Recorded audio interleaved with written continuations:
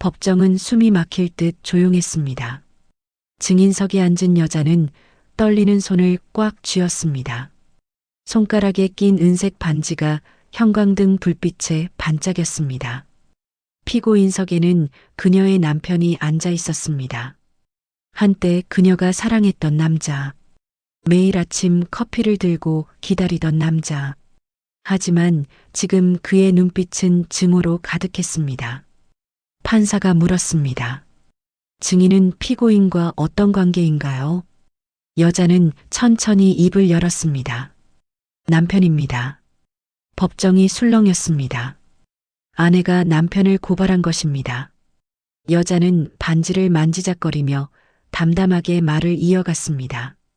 하지만 남편이라도 법 앞에서는 예외가 될 수 없습니다. 그 순간 남자의 얼굴이 일그러졌습니다. 어떻게 나한테 이럴 수가 있어? 여자는 눈물을 삼키며 고개를 들었습니다.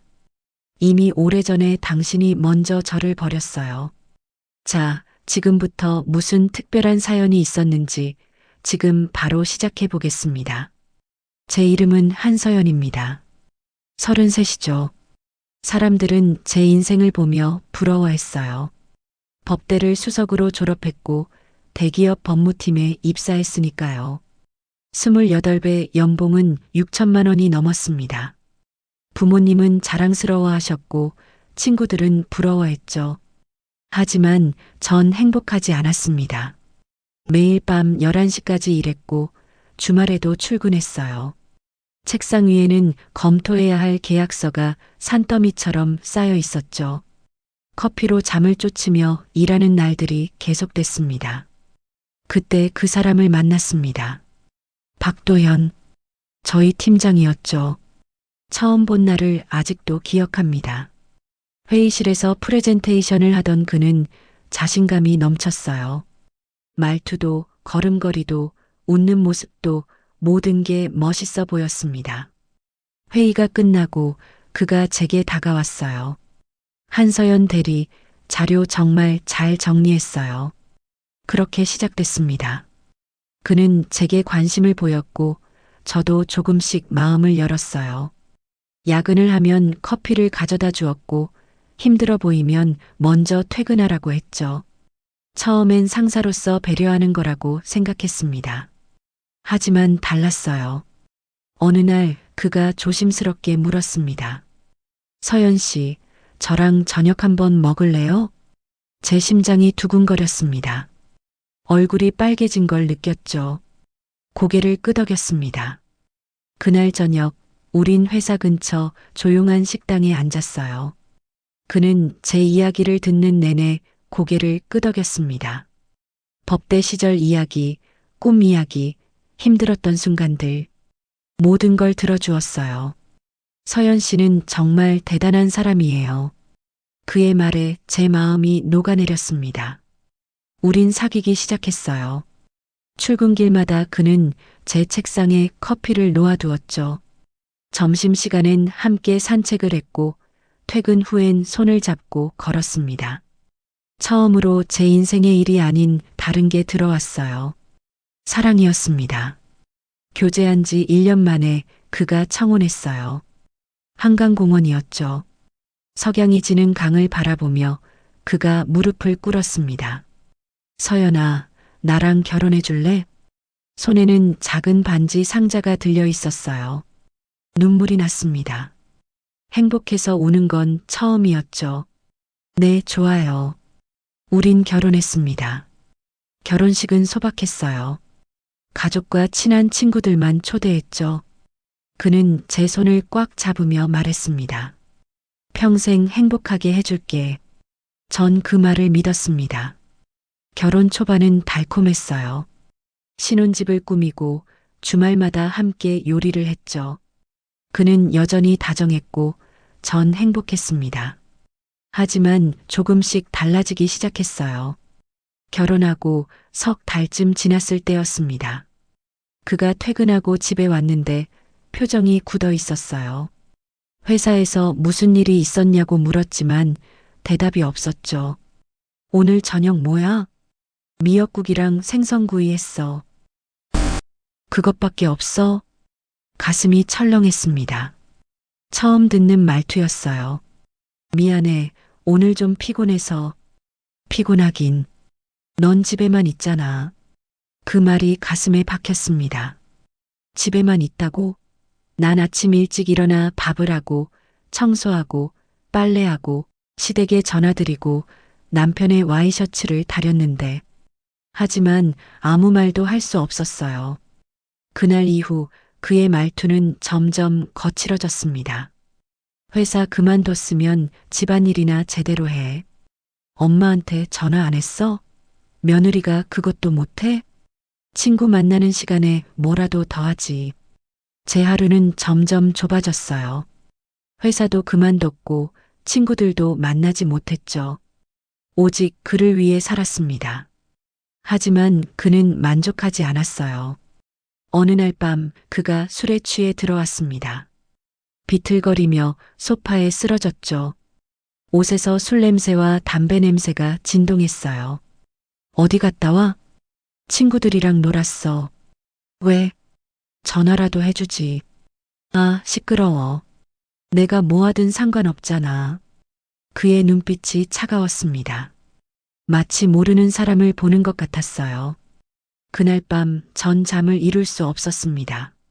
옆에 누워 코를 고는 그를 보며 생각했죠. 내가 사랑했던 사람이 이 사람이 맞나? 도대체 언제부터 이렇게 변한 걸까? 설상가상으로 어머니가 쓰러지셨습니다. 병원에서 연락이 왔을 때 전 부엌에서 설거지를 하고 있었어요. 손이 떨려서 접시를 떨어뜨릴 뻔했죠. 급히 병원으로 달려갔습니다. 암입니다. 말기예요. 의사의 말에 세상이 무너지는 것 같았어요. 어머니는 병실 침대에 누워 제 손을 꽉 잡았습니다. 서연아, 괜찮아. 엄마는 괜찮아. 하지만 괜찮을 리 없었어요. 병원비는 한 달에 수백만 원씩 나갔고 제겐 돈이 없었습니다. 회사를 그만둔 지 오래였으니까요. 남편에게 말했습니다. 여보, 엄마 병원비 좀 도와줄 수 있어? 그는 스마트폰을 보며 대답했어요. 엄마, 내 엄마잖아. 내가 알아서 해. 하지만 우리 부부잖아. 내 돈은 내 돈이야. 왜 네 엄마 병원비를 내가 대? 귀를 의심했습니다. 이 사람이 정말 제 남편이 맞나 싶었죠. 결국 제 적금을 모두 깼습니다. 그렇게 모았던 돈을 병원비로 쓰며 마음이 무너졌어요. 그러던 어느 날 그의 휴대전화에서 알림이 울렸습니다. 소파에 놓인 핸드폰 화면에 메시지가 떠 있었어요. 오빠, 오늘 저녁 또 만나요. 보고 싶어요. 심장이 멎는 줄 알았습니다. 손이 떨렸지만 핸드폰을 집어들었어요. 잠금이 안 돼 있었죠. 메시지를 열었습니다. 수십 통의 문자와 사진들, 낯선 여자와 함께 찍은 사진들이 가득했습니다. 눈물이 흘러내렸어요. 주저앉아 한참을 울었습니다. 이 사람이 날 배신했구나. 결혼도 사랑도 모든 게 거짓이었구나. 그날 밤 전 결심했습니다. 더 이상 이렇게 살 수 없다고. 반드시 이 상황을 끝내야 한다고. 하지만 어떻게 끝낼지는 몰랐습니다. 그저 가슴속에 분노만 끓어올랐죠.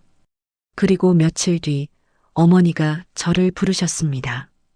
병실에 혼자 계신 어머니는 창백한 얼굴로 제 손을 잡았어요.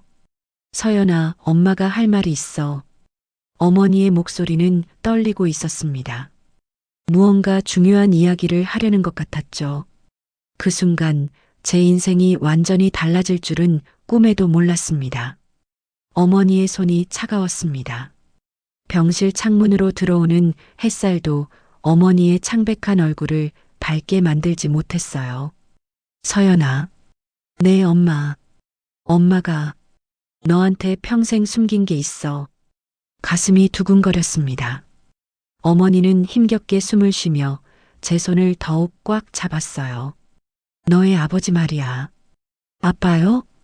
전 아버지에 대해 거의 모릅니다. 어릴 때 돌아가셨다고만 들었죠.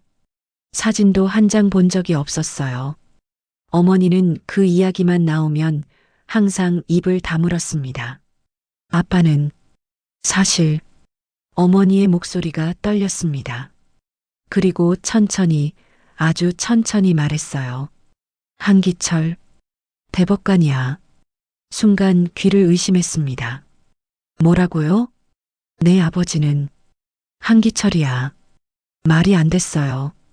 한기철 대법관이라면 제가 법대 시절 교과서에서 봤던 그분이잖아요. 대한민국에서 가장 존경받는 법조인 중 한 분. 그분이 제 아버지라고요? 엄마, 무슨 소리예요? 그럴 리가. 엄마가 거짓말할 이유가 없잖니. 어머니의 눈에 눈물이 고였습니다. 34년 전이었어. 엄마가 23이었을 때. 그때 그분은 젊은 판사였지. 법원에서 일하던 엄마가 그분을 만났어. 우린 사랑했어. 어머니는 힘겹게 말을 이어갔어요. 하지만 그분은 이미 결혼한 사람이었어. 엄마는 그걸 알면서도 사랑했지. 그리고 너를 가졌어. 숨이 막혔습니다. 그분은 엄마한테 책임지겠다고 했어. 하지만 엄마가 거절했어. 그분의 앞길을 막고 싶지 않았거든. 그래서 혼자 너를 낳았지. 그럼 아빠는 절 모르는 거예요? 모르지. 엄마가 말 안 했으니까. 어머니가 제 손을 꽉 쥐었습니다. 서연아, 미안해. 엄마가 평생 숨겨서 미안해. 하지만 이젠 말해야 할 것 같아서 눈물이 왈칵 쏟아졌어요. 제 인생이 거짓말처럼 느껴졌습니다. 엄마 방, 서랍 맨 아래, 봉투가 있어. 거기, 편지랑 반지가. 어머니의 목소리가 점점 작아졌습니다. 숨소리가 가빠졌어요. 엄마, 서연아, 넌 강한 아이야. 꼭 행복해야 해. 그리고 어머니의 손에서 힘이 빠졌습니다. 엄마, 엄마. 의사와 간호사들이 달려왔지만 소용없었어요. 어머니는 제 곁을 떠나셨습니다. 장례식장은 조용했습니다. 오는 사람도 많지 않았어요. 어머니는 평생 조용히 사셨으니까요. 남편은 장례식장에 잠깐 들렀다가 금방 나갔습니다. 나 회사 일 있어서 먼저 갈게. 지금요? 오늘은 사람 죽었다고 세상이 멈추는 거 아니잖아. 내일 다시 올게. 하지만 다음 날도 그 다음 날도 오지 않았어요. 전 혼자였습니다. 빈소에 앉아 어머니의 영정을 보며 눈물만 흘렸죠. 장례를 치르고 집으로 돌아왔습니다. 아니, 어머니의 집으로 갔어요. 정리해야 할 게 많았으니까요. 어머니의 방은 그대로였습니다. 오래된 옷장, 작은 화장대, 낡은 침대. 모든 게 어머니의 냄새였어요. 서랍을 열었습니다. 맨 아래 칸에 낡은 봉투가 하나 있었어요. 손이 떨렸죠. 봉투를 열었습니다. 편지 한 장이 나왔어요. 누렇게 바랜 편지지였습니다. 어머니의 글씨였죠. 기철 씨에게. 편지를 읽었습니다.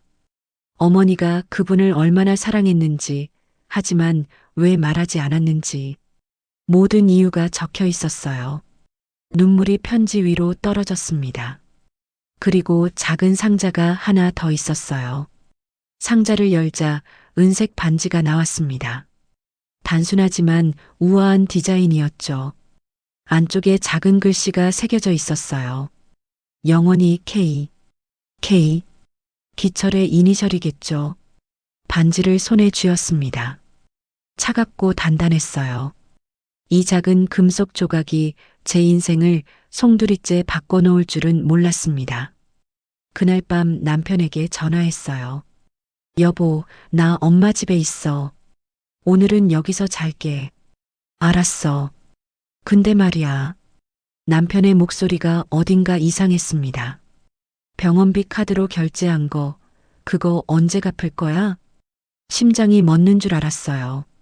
뭐라고? 내 카드 썼잖아. 200만 원 넘게. 언제 갚냐고.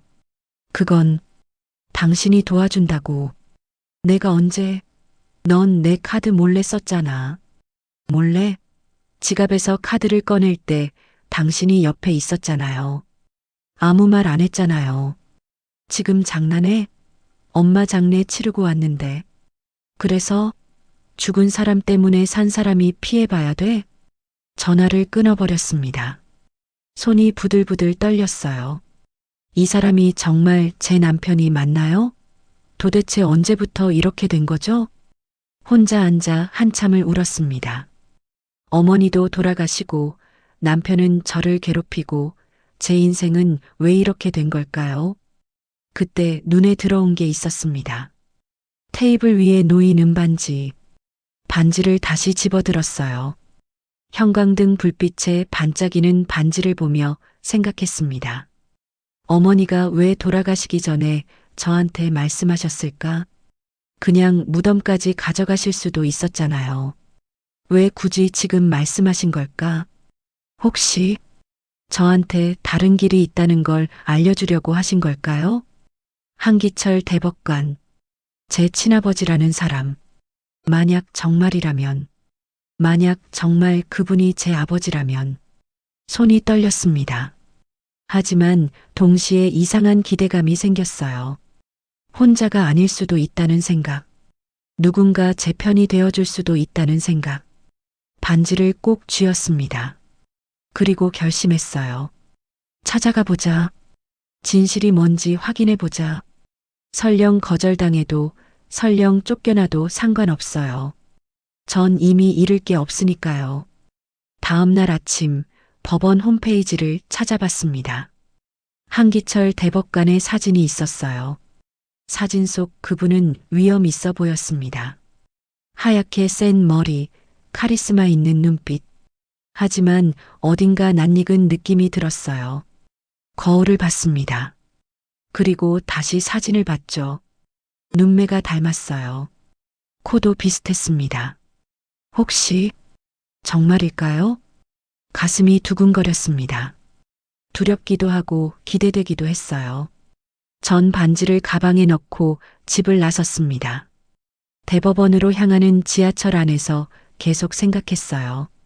만약 그분이 절 거절하면 어떡하죠? 만약 어머니가 착각하신 거라면요? 하지만 돌아갈 곳은 없었습니다. 남편에게 돌아가봤자 더 이상 견딜 수 없을 테니까요. 이건 제 마지막 기회였습니다. 지하철 창문에 비친 제 얼굴을 봤어요. 초췌하고 지쳐 보였지만 눈빛만큼은 살아 있었습니다. 한서연 할 수 있어. 스스로에게 속삭였습니다. 반드시 끝까지 가는 거야. 대법원 건물은 웅장했습니다. 높은 기둥들이 하늘을 찌를 듯 서 있었어요. 건물 앞에 서자 다리가 후들거렸습니다. 정말 들어가도 될까요? 하지만 돌아갈 곳은 없었어요. 한 발, 또 한 발 계단을 올랐습니다. 로비에 들어서자 경비원이 다가왔어요. 무슨 일로 오셨습니까? 한기철 대법관님을 뵙고 싶은데요. 예약하셨나요? 아니요, 하지만 꼭 뵈어야 해서. 경비원이 난처한 표정을 지었습니다. 예약 없이는 어렵습니다. 비서실에 연락해 보세요. 전화번호를 받아 적었어요. 로비 벤치에 앉아 핸드폰을 꺼냈습니다. 손이 떨렸죠. 번호를 눌렀습니다. 네, 한기철 대법관 비서실입니다. 안녕하세요. 대법관님과 개인적으로 뵙고 싶은데요. 무슨 용건이신가요? 용건이라 뭐라고 말해야 하죠? 당신 딸입니다. 라고 할 수는 없잖아요. 개인적인 일입니다. 꼭 뵙고 싶습니다.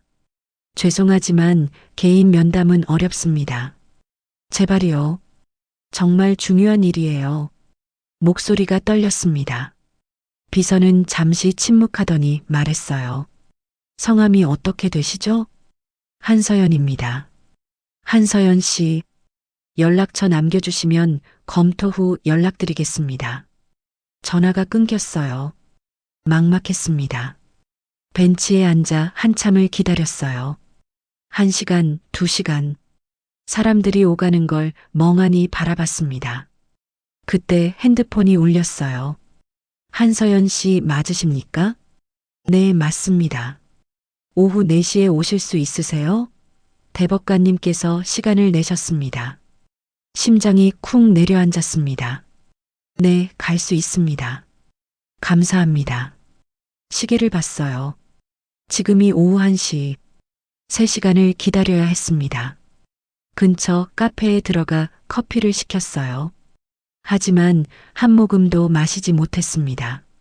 속이 뒤집히는 것 같았어요. 가방에서 반지를 꺼냈습니다.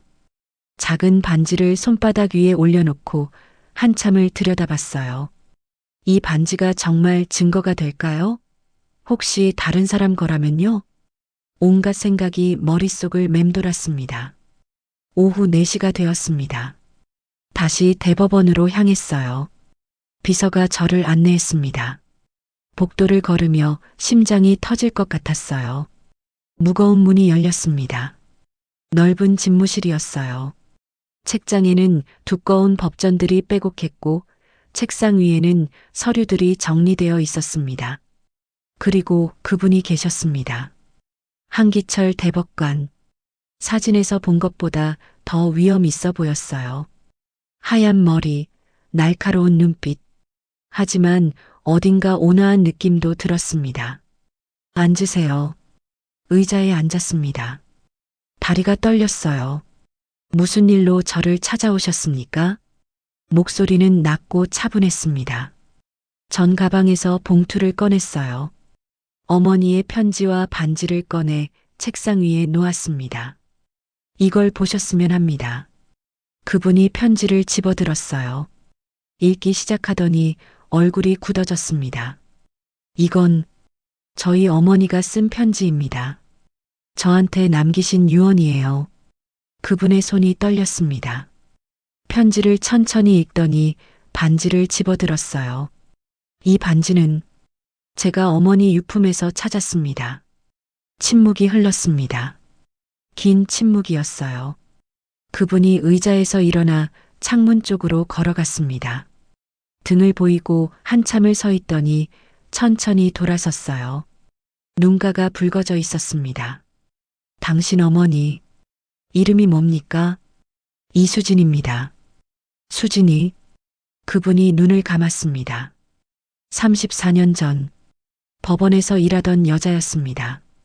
전 젊은 판사였고 수진 씨는 행정직이었죠. 우린 사랑했습니다. 목소리가 떨렸어요. 하지만 전 이미 결혼한 몸이었습니다. 잘못된 관계였죠. 수진 씨가 갑자기 사라졌을 때 전 미칠 것 같았습니다. 찾으려 했지만 찾을 수 없었어요. 그분이 저를 똑바로 쳐다봤습니다. 설마 당신이 검사를 해보면 알 수 있을 겁니다. 며칠 뒤 결과가 나왔습니다. 친자관계 확률 99.99%. 전 그분의 딸이 맞았어요. 다시 집무실에서 만났습니다. 그분은 저를 보자마자 눈물을 흘렸어요. 미안하다 정말. 미안하다. 처음으로 누군가 제게 진심으로 사과하는 걸 봤습니다. 전 아무 말도 할 수 없었어요. 그저 눈물만 흘렀습니다. 그분이 제 손을 잡았어요. 이제부터 내가 지켜주겠습니다. 무슨 일이든 말하세요. 전 모든 걸 말했습니다. 결혼 생활, 남편의 배신, 어머니의 죽음, 모든 것을요. 그분은 말없이 들으며 고개를 끄덕였어요. 복수하고 싶습니까? 네. 하지만 복수는 또 다른 고통을 낳습니다. 그분이 제 눈을 똑바로 보며 말했습니다. 법으로 심판하세요. 감정이 아니라 정의로 싸우는 겁니다. 그게 진짜 이기는 방법입니다. 가슴에 와닿았어요. 어떻게 하면 되죠? 증거를 모으세요. 그 사람이 저지른 모든 불법 행위를 기록하는 겁니다. 그리고 법정에 세우는 거예요. 그분이 명함 한 장을 꺼냈습니다. 이 사람을 만나보세요. 제가 신뢰하는 사립탐정입니다. 명함에는 김영수라는 이름이 적혀 있었어요. 도와줄 겁니다. 며칠 뒤 작은 사무실에서 김영수를 만났습니다. 40대 중반쯤 되어 보이는 남자였어요. 인상은 무뚝뚝했지만 눈빛은 날카로웠습니다. 한 대법관님께 부탁받고 왔습니다. 네, 감사합니다. 남편 조사하시려는 거죠? 네. 얼마나 깊이 파고들까요? 모든 걸 알고 싶습니다. 숨긴 게 있다면 다요. 김영수가 고개를 끄덕였어요. 알겠습니다. 시간이 좀 걸릴 겁니다. 괜찮습니다. 기다릴게요. 석 달이 흘렀습니다. 그동안 전 남편 몰래 집을 나와 작은 원룸에서 살았어요. 남편은 전화도 하지 않았습니다. 아마 제가 없는 게 편했겠죠. 그 사이 김영수는 움직였습니다. 어느 날 전화가 왔어요. 나올 수 있으세요? 보여드릴 게 많습니다. 사무실로 갔습니다. 책상 위에는 두꺼운 파일이 쌓여 있었어요. 여기 다 있습니다. 파일을 열었습니다. 남편의 도박 기록, 불법 카지노 출입 증거, 회사 자금 횡령 내역, 불륜 상대와 주고받은 메시지들, 심지어 뇌물수수 정황까지. 손이 떨렸습니다. 이 정도면 충분합니까? 넘칩니다. 김영수가 담담히 말했어요. 고소하시면 됩니다. 파일을 들고 집으로 돌아왔습니다. 책상 위에 파일을 쌓아두고 한참을 바라봤어요. 이제 시작입니다. 가방에서 어머니가 남긴 은반지를 꺼냈습니다. 손가락에 끼워봤어요. 꼭 맞았습니다. 거울을 봤습니다. 반지를 낀 제 손을 보며 중얼거렸어요. 이건 복수가 아니야. 심판이야. 법은 무너져도 정의는 무너지지 않습니다. 전 이제 피해자가 아니었어요. 심판자가 될 겁니다. 반지가 형광등 불빛에 반짝였습니다. 변호사 사무실은 조용했습니다. 책상 너머로 앉은 변호사는 제가 가져온 파일을 하나하나 넘겨봤어요. 이 정도면 충분합니다. 정말요? 네. 횡령, 배임, 도박, 뇌물수수. 여러 죄목이 성립됩니다. 변호사가 안경을 벗으며 말했어요. 각오는 되셨죠? 남편을 고소한다는 건 쉬운 일이 아닙니다. 알아요. 하지만 해야 합니다. 좋습니다. 그럼 바로 진행하겠습니다. 고소장이 접수됐습니다. 검찰이 움직이기 시작했어요. 며칠 뒤 남편에게서 전화가 왔습니다. 야, 이게 무슨 짓이야? 목소리가 떨리고 있었어요. 분노와 당황이 섞여 있었죠. 검찰에서 연락 왔어. 내가 나를 고소했다고? 맞아. 미쳤어? 아니, 도대체 왜? 당신이 저지른 일들 때문이야. 내가 뭘 잘못했는데? 목소리가 커졌습니다. 하지만 전 더 이상 흔들리지 않았어요. 횡령, 도박, 뇌물수수. 다 증거 있어. 그건 말이 막혔나 봅니다. 잠시 침묵이 흘렀어요. 서연아, 우리 부부잖아. 이러지 말자. 목소리가 바뀌었습니다. 애원하는 투였어요. 제발 고소 취하해줘. 내가 잘못했어. 다시 잘해볼게. 이미 늦었어. 서연아. 전화를 끊어버렸습니다. 더 이상 들을 필요가 없었어요. 다음 날 언론에 보도됐습니다. 대기업 법무팀장 박도연 횡령 및 배임 혐의로 검찰 조사. 기사가 터지자 세상이 시끄러워졌어요. 회사는 발칵 뒤집혔고 남편은 직이 해제됐습니다. 그의 부모님에게서 전화가 왔습니다. 며느리, 이게 무슨 짓이냐? 시어머니의 목소리였어요. 우리 아들을 이렇게 만들어 놓고. 어머님, 저는 사실만 말했을 뿐입니다. 사실이라니. 부부 사이에 무슨 고소야? 법 앞에서는 부부도 예외가 아닙니다.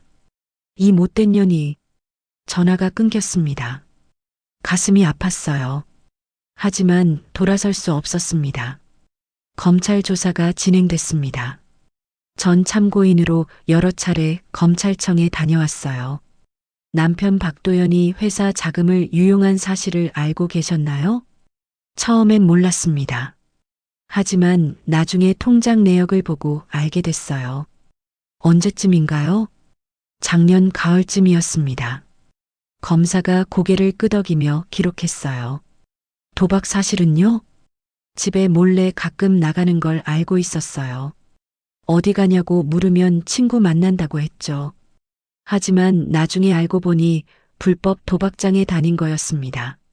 증거는 충분했습니다. 김영수가 모아온 자료들이 모두 효력을 발휘했어요. 기소됐습니다. 재판 날짜가 잡혔어요. 법정에 서게 될 날이 다가왔습니다. 그날 아침 거울을 봤어요. 검은색 정장을 입고 머리를 단정하게 묶었습니다. 손가락에는 어머니가 남긴 은반지를 꼈어요. 엄마, 지켜봐 주세요. 법원으로 향했습니다. 복도는 기자들로 가득했어요. 카메라 플래시가 터졌습니다. 한서연 씨, 남편을 고소한 이유가 뭡니까? 부부관계는 어떻게 됩니까? 화해할 의사는 없습니까? 고개를 숙이고 걸었습니다. 아무 대답도 하지 않았어요. 법정 문이 열렸습니다. 안으로 들어서자 심장이 두근거렸습니다. 방청석에는 사람들이 가득했어요. 피고인석에 남편이 앉아 있었습니다. 처음 보는 모습이었어요. 수척해진 얼굴, 헝클어진 머리. 한때 자신감 넘치던 그 사람은 온데간데 없었습니다. 우리 눈이 마주쳤어요. 그의 눈빛은 복잡했습니다. 원망과 슬픔이 섞여 있었죠. 전 눈을 돌렸습니다. 재판이 시작됐습니다. 피고인 박도연은 2017년부터 2023년까지 회사 자금 3억 5천만 원을 횡령한 혐의를 받고 있습니다. 검사가 기소 내용을 읽어 내려갔어요. 또한 불법 도박장을 수십 회 출입했으며 업무와 관련해 뇌물을 수수한 정황이 있습니다. 남편의 변호사가 일어섰습니다. 피고인은 혐의를 부인합니다. 회사 자금은 업무상 필요에 의해 사용한 것이며 변호가 이어졌지만 공허하게 들렸어요. 증거가 너무 명확했으니까요. 증인 신문 순서가 왔습니다. 증인 한서연, 앞으로 나오십시오. 다리가 후들거렸습니다. 하지만 꿋꿋이 일어나 증인석으로 걸어갔어요. 선서를 했습니다. 양심에 따라 숨김없이 사실 그대로 말하고 만일 거짓말이 있으면 위증의 벌을 받기로 맹세합니다. 앉았습니다. 법정이 조용했어요. 검사가 물었습니다. 증인은 피고인과 어떤 관계입니까? 남편입니다. 방청석이 술렁였습니다. 남편을 고소하게 된 이유가 무엇입니까? 숨을 깊이 들이쉬었어요. 남편이라도 법을 어기면 책임을 져야 한다고 생각했습니다. 구체적으로 어떤 범죄 사실을 알게 되었습니까? 작년 가을 남편의 통장 내역을 우연히 보게 됐어요. 이상한 입출금이 반복됐습니다. 물어봤지만 대답하지 않았죠. 목소리를 가다듬었습니다. 그래서 사립탐정을 고용했어요. 그 결과 회사 자금 횡령, 불법 도박, 뇌물수수 사실을 알게 됐습니다. 증거를 확보했습니까? 네. 통장 사본, 출입기록, 녹취록 모두 있습니다. 검사가 서류를 들어보였어요. 이 서류들이 증인이 제출한 것입니까? 맞습니다. 피고인 측 변호사가 일어섰습니다. 증인은 남편을 사랑하지 않았습니까? 가슴이 찔렸어요. 하지만 침착하게 대답했습니다. 사랑했습니다. 그런데 어떻게 이렇게 할 수 있습니까? 사랑과 정의는 별개입니다. 부부인데도요? 네, 부부라도 법 앞에서는 예외가 될 수 없습니다. 법정이 숨죽였습니다. 변호사가 다시 물었어요. 혹시 개인적인 감정이 개입된 건 아닙니까? 남편에게 원한이 있었던 거 아닙니까? 손이 떨렸습니다. 하지만 반지를 만지작거리며 침착함을 유지했어요. 제 감정이 아니라 증거가 말합니다. 그분이 법을 어긴 건 사실입니다. 재판은 계속됐습니다. 증거가 제출됐고 증인들이 나왔어요. 남편의 동료, 도박장 관계자, 뇌물을 준 업체 직원. 모두가 남편의 범죄를 증언했습니다. 마지막 최후 진술 시간이 왔습니다. 남편이 일어났어요. 그는 저를 똑바로 쳐다보며 말했습니다. 서연아. 목소리가 떨리고 있었어요. 내가 나한테 이럴 줄은 몰랐어. 우린 부부잖아. 눈물이 흘렀습니다. 하지만 고개를 돌리지 않았어요. 난 잘못했어. 인정해. 하지만 이렇게까지 할 거야? 당신이 먼저 저를 버렸어요. 작게 중얼거렸습니다. 들렸는지 모르겠지만요. 판사가 망치를 두드렸습니다. 피고인 박도연에게 징역 7년을 선고한다. 법정이 술렁였어요. 남편은 그 자리에 주저앉았습니다. 안 돼. 안 돼. 울먹이는 목소리가 들렸어요. 하지만 전자리에서 일어났습니다. 밖으로 나왔습니다. 복도에서 한기철 대법관이 기다리고 있었어요. 수고했습니다. 감사합니다, 아버지. 그분이 제 어깨를 토닥였어요. 이제 새로 시작할 수 있습니다. 고개를 끄덕였습니다. 법원을 나서며 하늘을 봤어요. 구름 사이로 햇살이 비쳤습니다. 손가락에 반지가 빛났어요. 엄마, 해냈어요. 바람이 불어왔습니다. 따뜻한 바람이었죠. 이제 끝이 아니라 시작입니다. 제 인생의 새로운 시작. 재판이 끝난 뒤 전 긴 시간을 보냈습니다. 집에 혼자 앉아 창밖을 보는 날들이 많았어요. 남편은 교도소에 있었고 전 자유로워졌지만 공허했습니다.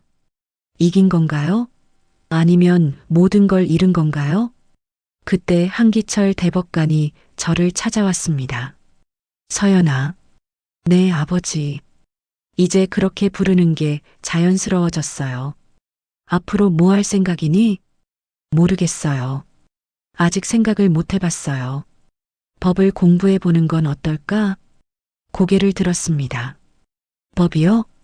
넌 이미 법이 무엇인지 알고 있어. 경험했잖니.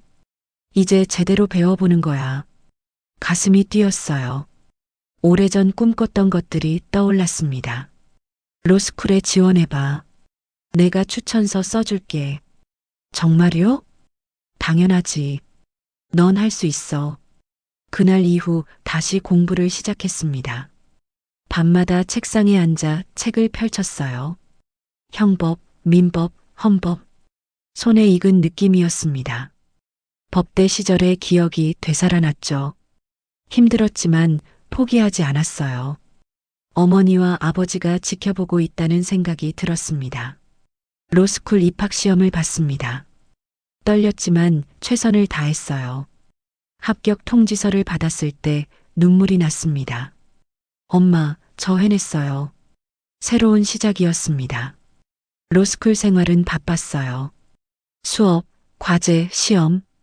쉴 틈이 없었지만 행복했습니다. 무엇보다 같은 꿈을 가진 사람들과 함께 있다는 게 좋았어요. 친구들도 생겼고 웃는 날이 많아졌습니다. 손가락에는 언제나 은반지를 끼고 다녔어요. 수업 들을 때도 시험 볼 때도 반지는 항상 제 곁에 있었습니다. 힘들 때마다 반지를 보며 다짐했어요. 정의를 위해 싸우는 사람이 되자. 로스쿨을 졸업했습니다. 변호사 시험을 받고 합격했어요. 변호사 배지를 받던 날 한기철 대법관이 와 계셨습니다. 축하한다, 서연아. 감사합니다, 아버지. 이제 진짜 시작이야. 준비됐니? 네, 준비됐어요. 로펌에 들어가지 않았습니다. 대신 작은 법률사무소를 열었어요. 간판에는 이렇게 적었습니다. 한서연 법률사무소 마이너스 약자의 편에 서는 변호사. 첫 의뢰인이 찾아왔습니다. 30대 중반쯤 되어 보이는 여자였어요. 얼굴에 멍이 있었고 눈은 충혈되어 있었습니다. 변호사님, 목소리가 떨렸어요. 편하게 말씀하세요. 남편한테 맞았어요. 10년 동안 계속요. 가슴이 아팠습니다. 예전에 제 모습이 보이는 것 같았어요. 이혼하고 싶은데 어떻게 해야 할지 모르겠어요. 제가 도와드릴게요. 손을 잡았습니다. 그 여자가 울음을 터뜨렸어요. 정말 가능할까요? 가능합니다. 제가 옆에 있을게요. 소송을 준비했습니다. 병원 기록, 이웃 증언, 폭력 영상, 모든 증거를 모았어요. 법정에 섰습니다. 상대 변호사는 회피하려 했지만 소용없었어요. 증거가 명확했으니까요. 남편의 지속적인 가정폭력이 명백히 입증됐습니다. 이혼 사유가 충분합니다. 제 목소리는 단호했습니다. 더 이상 피해자가 고통받아서는 안 됩니다. 법은 약자를 보호해야 합니다. 판사가 고개를 끄덕였어요. 승소했습니다. 의뢰인이 제 손을 꽉 잡았어요. 감사합니다, 변호사님. 정말 감사합니다. 앞으로 행복하세요. 법원을 나서자 기자들이 몰려왔습니다. 한서연 변호사님, 몇 년 전 남편을 고소하셨던 분 맞으시죠? 네, 맞습니다. 왜 이 일을 하시나요? 카메라가 저를 향했어요. 잠시 생각하다가 손을 들어 보였습니다. 손가락에 낀 은반지가 햇빛에 반짝였어요. 법은 약자의 무기가 될 수 있다고 믿기 때문입니다. 그 반지는 무슨 의미인가요? 제게 정의가 무엇인지 가르쳐 준 분들의 선물입니다. 기자들이 받아 적었어요. 카메라 플래시가 터졌습니다. 그날 저녁 뉴스에 나왔습니다. 약자를 위한 변호사 한서연. 과거 남편을 법정에 세운 그녀가 이제 가정폭력 피해자를 돕고 있습니다. 교도소 TV 앞에 박도연이 앉아 있었습니다. 화면 속에 서연이 보였어요. 당당한 모습으로 기자들 앞에서 말하고 있었습니다. 그는 텅 빈 눈으로 화면을 바라봤어요. 법은 약자의 무기가 될 수 있다고 믿기 때문입니다. 서연의 목소리가 울려 퍼졌습니다. 그의 손이 떨렸어요. 화면 속 서연은 더 이상 그가 알던 여자가 아니었습니다. 피해자가 아니라 구원자였어요. 무너진 여자가 아니라 당당한 변호사였습니다. 간수에게 말했습니다. TV가 꺼졌어요. 어둠 속에 혼자 남았습니다. 그날 밤 사무실에서 서류를 정리하고 있었어요. 창문을 열자 시원한 바람이 들어왔습니다. 도시의 불빛이 반짝였어요. 책상 위에는 의뢰인들의 사진이 놓여 있었습니다. 제가 도운 사람들의 감사 편지도 쌓여 있었죠. 한기철 대법관에게서 문자가 왔어요. 오늘 뉴스 봤다. 자랑스럽다, 딸. 미소가 지어졌습니다. 감사합니다, 아버지. 아버지 덕분입니다. 답장을 보내고 자리에서 일어났어요. 창밖을 보며 손을 들어 올렸습니다. 은반지가 달빛에 빛났어요. 엄마. 하늘을 바라봤습니다. 저 이제 괜찮아요. 정말 괜찮아요. 별이 반짝였습니다. 어머니가 미소 짓고 있는 것 같았어요. 그리고 아버지. 반지를 가슴에 대고 눈을 감았습니다. 정의는 이겼어요. 제가 증명했어요. 바람이 불어왔습니다. 따뜻하고 부드러운 바람이었어요. 눈을 떴습니다. 반지를 다시 보며 중얼거렸어요. 이건 복수가 아니었어. 심판이었지. 책상 위에 명함을 집어들었습니다. 새로운 의뢰인에게서 온 연락이었어요. 내일 또 누군가를 도울 수 있겠네. 가방을 챙겨 불을 껐습니다. 사무실을 나서며 간판을 봤어요. 한서연 법률사무소 마이너스 약자의 편에 서는 변호사. 자랑스러웠습니다. 거리를 걸으며 생각했어요. 인생은 참 이상합니다. 무너진 곳에서 다시 일어섰고 절망 속에서 희망을 찾았죠. 그 모든 과정에 이 작은 반지가 함께 있었습니다. 손가락을 펴서 반지를 봤어요. 가로등 불빛이 반지에 반사되며 반짝였습니다. 고마워, 엄마. 고마워, 아버지. 집으로 향하는 발걸음이 가벼웠습니다. 내일은 또 새로운 하루겠죠. 누군가를 도울 수 있는 날이 될 겁니다. 더 이상 피해자가 아니었어요. 저는 이제 심판자이자 구원자였습니다. 그리고 무엇보다 저 자신이었습니다. 하늘을 올려다봤어요. 구름 사이로 달이 떠올랐습니다. 정의는 반드시 승리합니다. 작게 속삭이며 걸음을 옮겼어요. 반지가 달빛 아래 조용히 빛나고 있었습니다.